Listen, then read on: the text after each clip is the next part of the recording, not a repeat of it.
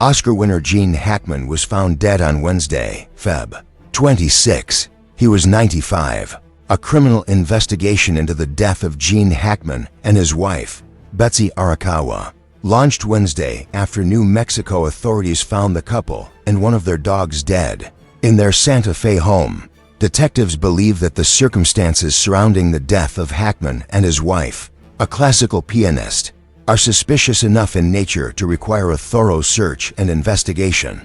Officials confirmed no external trauma was seen on either Hackman or Arakawa, and the case remains open pending autopsy and toxicology results. In a search warrant affidavit obtained by Fox News Digital, officials revealed that Arakawa's body was found decomposed with bloating on her face and mummification in her hands and feet. Hackman was also found to have the same signs of decomposition as his wife. Former NYPD cold case investigator Joseph Giacalone questioned the color of the skin on the decomposed bodies, which wasn't noted in the search warrant affidavit. Was the house really hot? Did they have a lot of clothes on?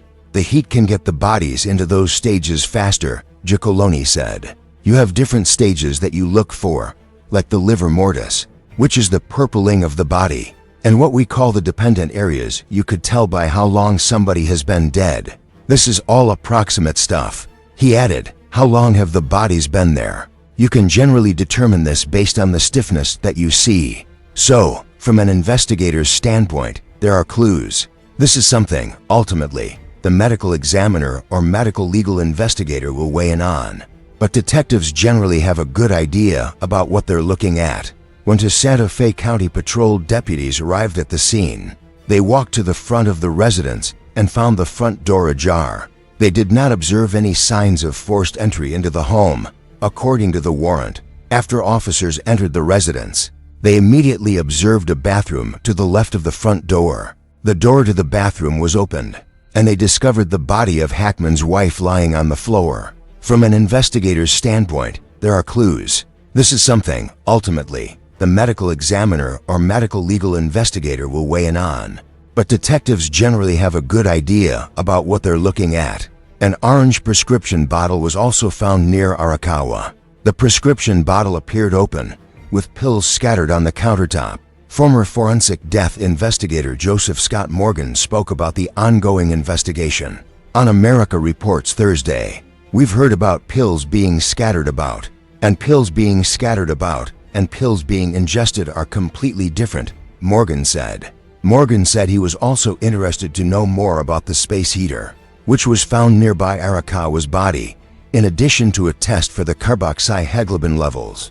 Not just on Mr. Hackman and his wife, but also, I would imagine, somebody involved in veterinary medicine will also attend to this dog as well, to see if there is any carbon monoxide in their system regardless of what the fire department says about what was there and what wasn't there, Morgan said. You have to be very thorough, very painstaking in this case. They'll do full body x-rays. They'll do exhaustive external examinations before they ever do a full autopsy.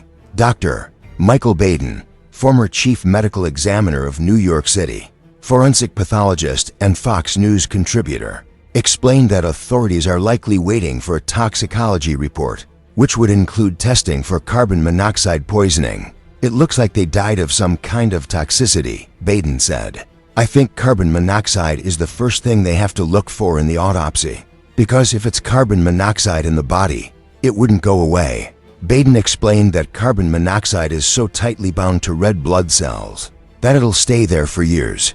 He also noted a major indication of carbon monoxide poisoning is the color of the skin. A pink color of the skin makes it obvious right away that it's carbon monoxide poisoning. But in a decomposing body, you couldn't see that color very clearly, Baden said. With regard to the mummification process, different variables can come into play, including weather. Baden said the process can happen anywhere from a few days to a week or so. Due to higher temperatures, a pink color of the skin makes it obvious right away that it's carbon monoxide poisoning. But in a decomposing body, you couldn't see that color very clearly. Authorities most likely didn't note any skin changes due to the decomposition stages of the bodies. The decomposition really changes the color of the skin, Baden said. Questions still remain about how two of the dogs survived without their owners to care for them. It's unclear how long Hackman and Arakawa had been dead when officials discovered their bodies, but the search warrant affidavit indicated their two dogs were healthy when authorities found the animals. Maria Dello, a dog trainer and nutritionist, explained to Fox News Digital that the German Shepherd breed would never harm their owner, especially under these circumstances. They would protect them. You know, these dogs, they would die for you, Dello said. They're such loyal companions. They live for their owners. The deceased dog was found near Arakawa's body in a closet of the bathroom. But two healthy dogs were also on the property. One was running loose, while the other was seen near Arakawa's body. If I had to speculate, the one that died was probably elderly, Dello said. They're tough dogs. They're used in the military. During their investigation, the sheriff's department did not discover any visible trauma. They have not ruled out the couple being victims of a double homicide, suicide, accidental death, or natural causes. Dello noted, "You can't live with 3 German Shepherds and someone enter your house. Wouldn't happen." Santa Fe County Sheriff Aiden Mendoza confirmed with Fox News Digital separately that the gas company and fire department additionally responded to make sure there were no toxic fumes that would endanger the deputies during their search. The New Mexico Gas Co. is working with the Santa Fe County Sheriff's Department in the investigation. An acting giant, Hackman was born in San Bernardino, California, and enlisted in the military at age 16, lying about his age to get in. He served over 4 years as a field operator in the Marines before pursuing acting in 1956 at the San Bernardino Playhouse alongside another performer who would similarly define cinema acting throughout the second half of the 20th century, Dustin Hoffman. In the 1960s, Hackman toggled between Broadway and television before earning his first Oscar nomination for Bonnie and Clyde, a Best Supporting Actor nod for the role of Buck Barrow. His second came for 1970's I Never Sang for My Father, and he won the Best Actor Oscar for his iconic turn as Jimmy Popeye Doyle in William Friedkin's 1971 action thriller classic The French Connection. Hackman was prolific throughout the 1970s, vacillating between drama Scarecrow, action The Poseidon Adventure, and comedy Young Frankenstein, and solidifying himself as one of the best actors of his generation. Few performers defined the term command the screen better than Hackman, even in quiet, introspective roles like Francis Ford Coppola's The Conversation, one of several career-defining turns. He was a thrilling Lex Luthor in Richard Donner's Superman, an inspiring basketball coach in Hoosiers, and earned his second Best Actor Oscar nomination for 1988's Mississippi Burning. He kicked off the 1990s with yet another iconic turn in Clint Eastwood's Western, Unforgiven, for which he won the Best Supporting Actor Oscar. Hackman spent the rest of the 90s going toe-to-toe with then up-and-coming great actors on screen.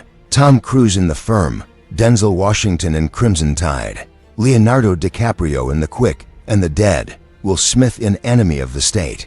But one of his best performances was in Mike Nichols' 1996 comedy The Birdcage, in which he played a Republican senator opposite a flamboyantly gay Robin Williams. The film culminates in Hackman dressing in drag. Notoriously prickly, Hackman reached an entirely new generation with his turn as reluctant patriarch Royal Tenenbaum in Wes Anderson's 2001 film The Royal Tenenbaums. Despite frequently butting heads with Anderson and co-star Angelica Huston on set, it's still one of his most beloved roles. Hackman retired from acting for good after 2004's comedy flop Welcome to Mooseport, and lived the rest of his life in quiet solitude in Santa Fe. While many hoped he'd be lured back for one more great film to go out on top, the actor held fast to his decision to walk away from Hollywood. Hackman retired from acting for good after 2004's comedy flop Welcome to Mooseport, and lived the rest of his life in quiet solitude in Santa Fe. While many hoped he'd be lured back for one more great film to go out on top, the actor held fast to his decision to walk away from Hollywood.